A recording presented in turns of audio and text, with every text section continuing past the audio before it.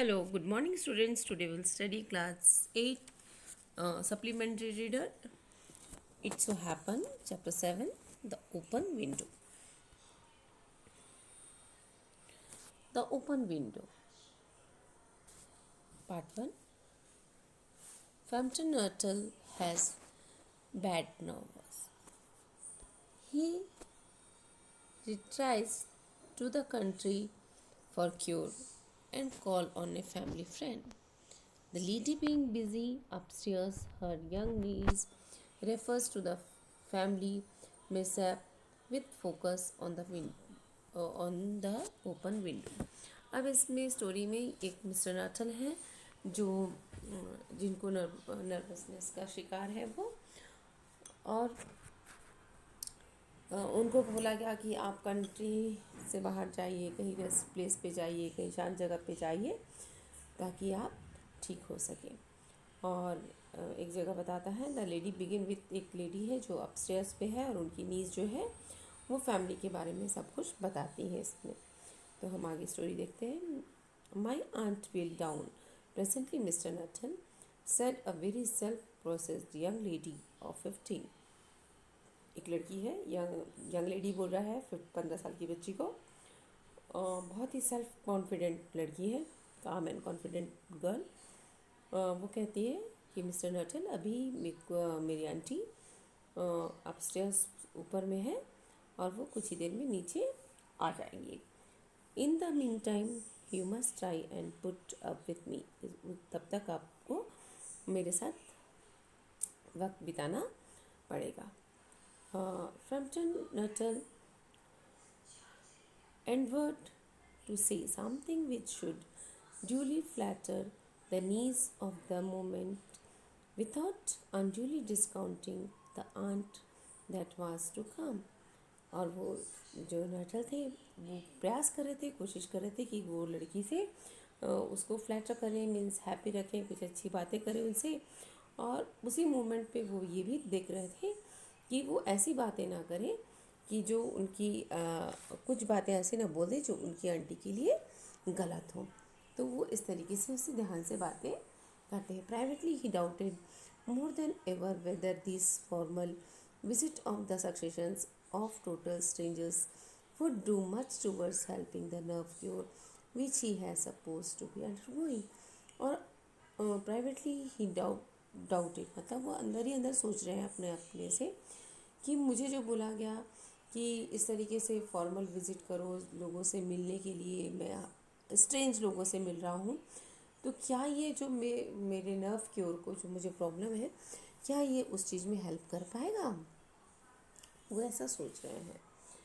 I know how it will be, his sister had said when he was preparing to migrate to this rural retreat. और उसकी जो बहन थी mister Nuttall की, उसने ये बताया था कि किस तरीके से जब वो वापस आ रहे थे, क्या कर रहे थे, जब वो तैयारी कर रहे थे, माइग्रेट कर रहे थे उस जगह पे जाने के लिए, है ना। तो वो उनको आई know how it will be, his sister had said he was preparing to migrate this rural retreat। तो उसकी बहन उनको बता रही थी कि जब वो प्रिपेयर कर रहे थे, क्या बोला था उनकी बहन ने, you will be bury yourself down there and not speak to a living soul and your nerves will be worse than ever from the moping. अब वो कह रही थी कि तुम बिल्कुल चुप रहते हो, बात नहीं करोगे, तो तुम अपना जो नर्व्स है वो बिल्कुल भी वर्स कंडीशन में हो जाएगा, क्योंकि तुम वहाँ किसी से बातचीत नहीं करोगे, किसी ह्यूमन से। ये and your nerves will be worse than ever from mopping. और अभी जैसे तुम उदासी में, बिल्कुल अकेलेपन में, तुम्हारा नर्वस जो है क्या और भी बेकार हो जाएगा। I shall just give you 2 letters of introduction to all the peoples I know there. वो कहती है मैं तुमको जस्ट एक इंट्रोडक्शन लेटर दे देती हूँ उन लोगों का जिनके बारे में मैं वहाँ जानती हूँ, जिनके some of them as far as I can remember we are quite nice. वो कहती है कि मैं जिनको मैं जानती हूँ वो लोग बहुत अच्छे हैं। मैं उनका एक इंट्रोडक्शन लेटर तुमको बनाकर दे देती हूँ। ये उसकी बहन कहती है उनको।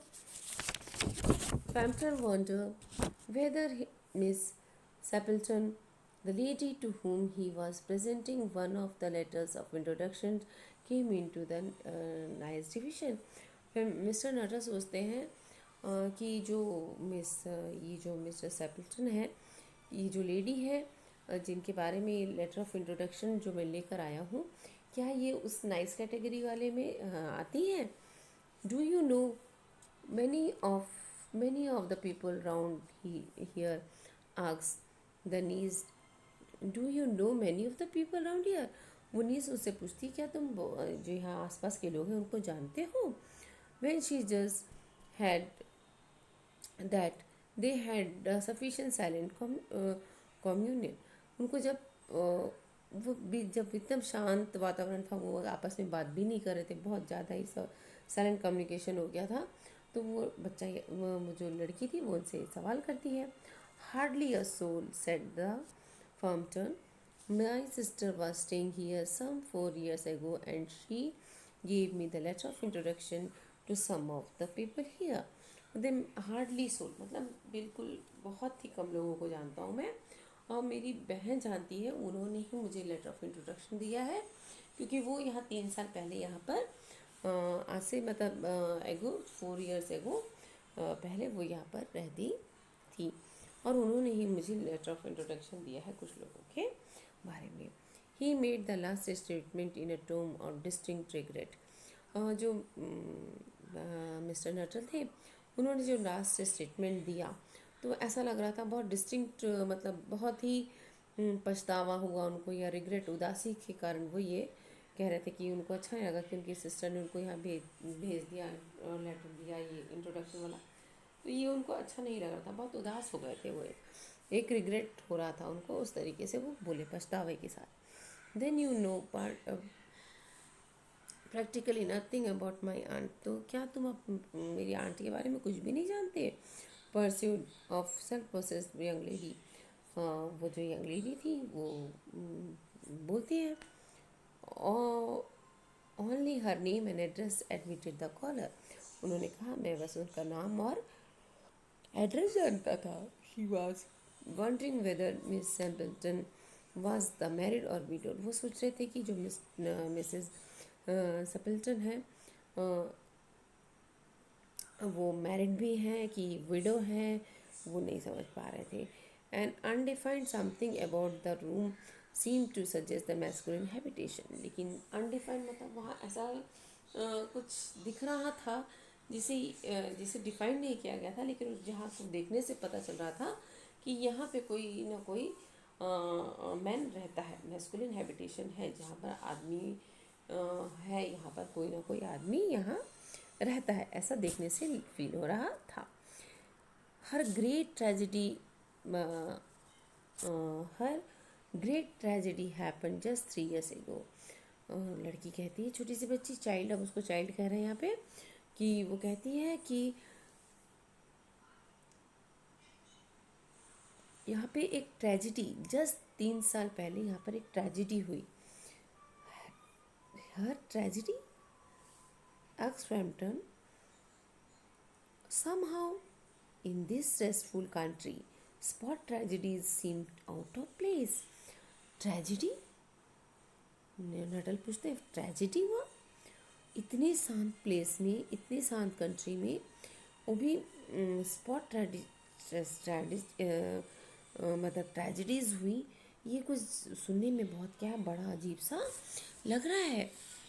You may wonder why we keep that window wide open on an October afternoon। तुम सोच रहे होगे कि हमने इतनी जो दोपहर को, अक्टूबर की दोपहर है और हमने ये खिड़की खोल रखी है। said the niece, indicating a large French window that opened onto the lawn। जो लॉन की तरफ विंडो खुलता था उसको दिखाते हुए उसने बोला, आप सोच रहे होंगे कि हमने ये जो विंडो है वो अक्टूबर के इस दोपहर में क्यों खोल के रखा हुआ है। It's quite warm for time of the year. मतलब ये तो हाँ दोपहर का समय है। said Frampton.